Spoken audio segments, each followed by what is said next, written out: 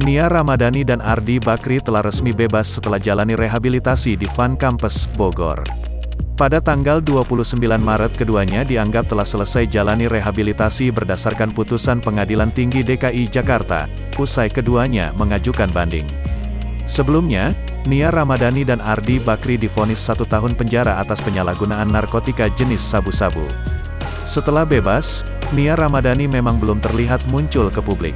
Banyak yang mencari keberadaan Nia Ramadhani sekarang.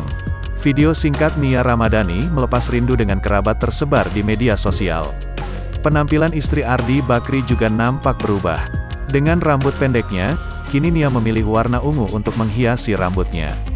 Dalam video tersebut terlihat mereka juga mengucapkan salam perpisahan.